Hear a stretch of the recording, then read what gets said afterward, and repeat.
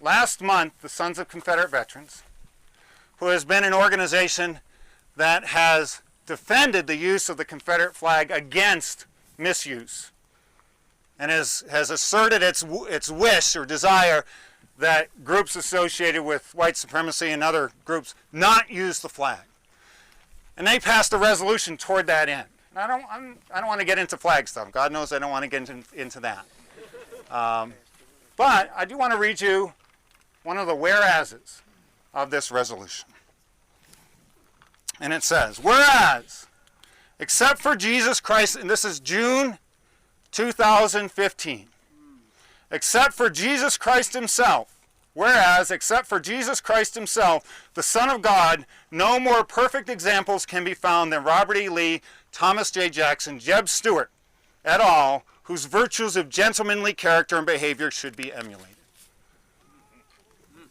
Except for Jesus Christ himself. Now, I would offer there's not a lot of room for dissent in there. Not a lot of room for discussion. There's not a lot of context. There is a simplicity, a marble statue of Lee, Christ-like, in that image. So I bet you're all waiting for me to now go on a little discourse about Robert E. Lee to burst that bubble. But I'm going to take a little bit of different course. I'm going to turn the wide end, the wide end of our glasses, not at Lee, but in this direction, at the Harrison farm.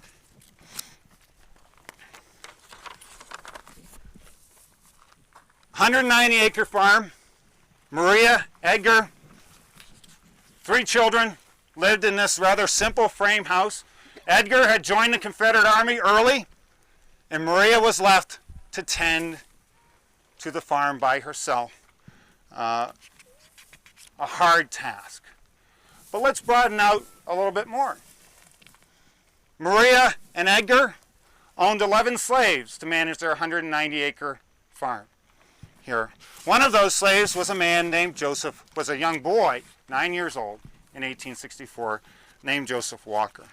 Now, what happened on the Harrison place during these days of Spotsylvania in 1864 is not recorded by the family. It's recorded by their former slave, Joseph Walker. War brought this young boy and his mother pain unimaginable.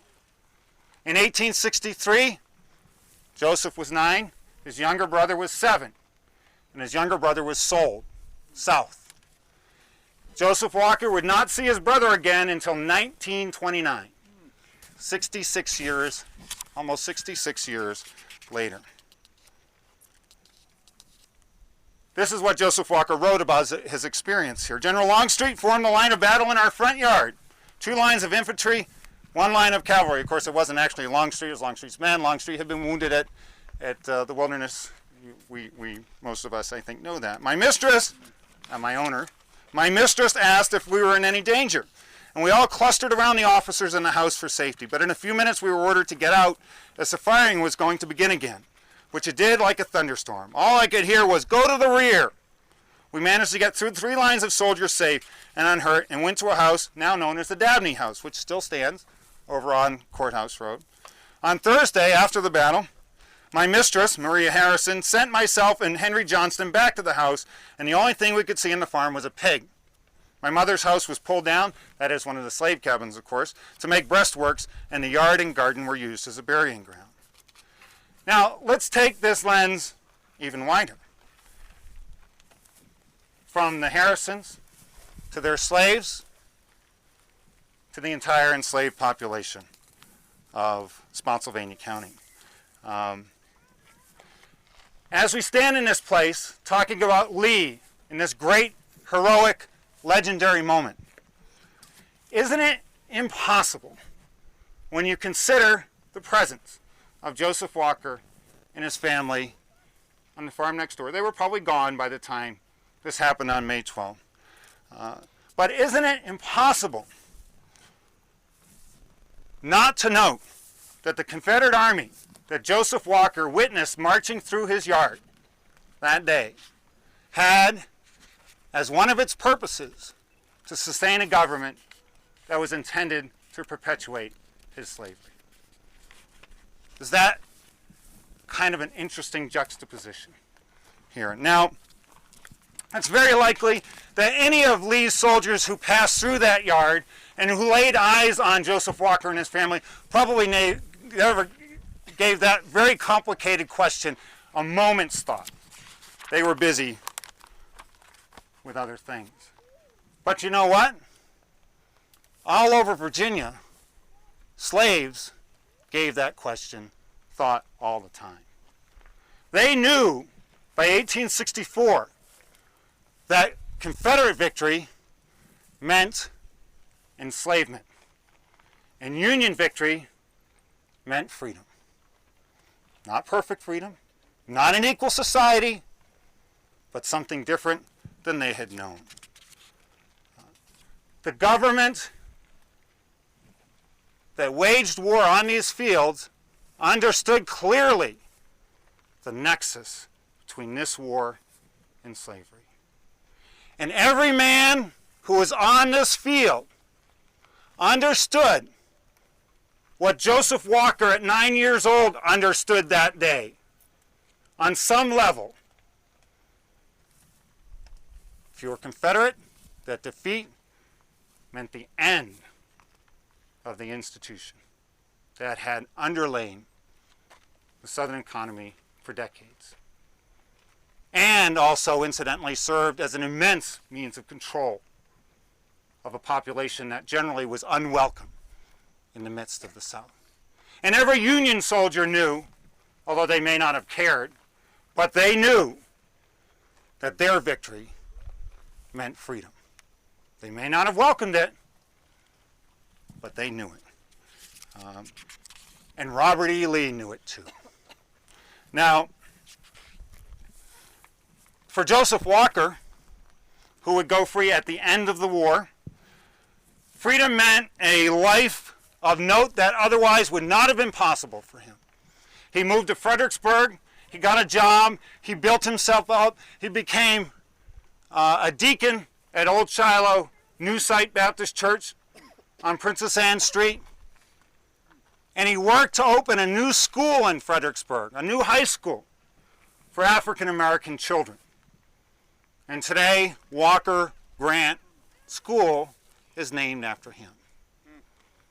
There is evidence of the effect of the end of slavery on a life, on this community, and on the nation.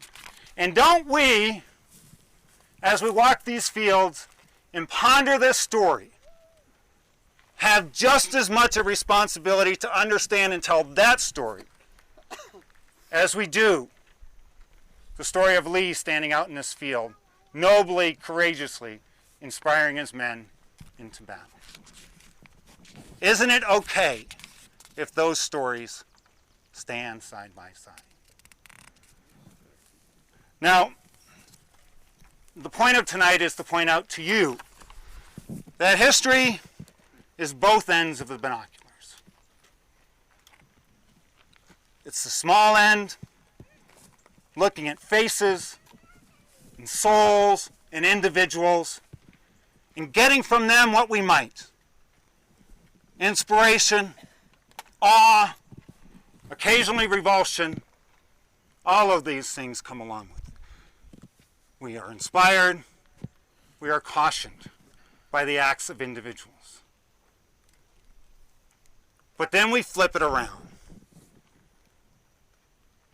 And for the acts of those individuals to have meaning, we have to see through the wide angle of it all and what it means to us. New voices, new perspectives. They haven't assaulted our history. They have commanded us to understand it better and to enrich our history. I believe tremendously in the marketplace of ideas. And I believe justice almost always wins, ultimately, in the marketplace of ideas. We are a nation of agitators. We argue. We challenge. We challenge always America to be better. Sometimes we do it on our own behalf. Sometimes we do it on others' behalf. But we are a raucous society, and we argue. And it's ugly, and it's uncomfortable. And we're going through it right now. And as we go through this process of challenge and change, you know what? The ideals of one generation suddenly don't seem quite satisfactory for the next. We've all seen that. The children of the 60s and the parents born of war, World War II. Never are the ideals of one generation sufficient for the next. And so we always understand our meaning, our history, over and over again, new and new again, told by different voices who now possess the power to ask, sometimes demand, and who we as a people of justice are committed to telling their stories as well. Symbols that were once embraced by the nation are now seen as offensive. Why? Because people who once had no voice have a voice. And because Americans generally trend toward justice and consideration rather than offense. And that is the process that we are going through now. And it's okay. We're going to be fine. America always finds a path. We may take steps back. We may fall on our faces once in a while. But we are on an arc of improvement that if you step back and take the long lens, you can see is unmistakable. And so this process we're going through now, which has manifested itself most vividly in this war and in places like this, I would suggest to you that it's places like this that can move us forward rather than hold us back. I thank you all for coming tonight.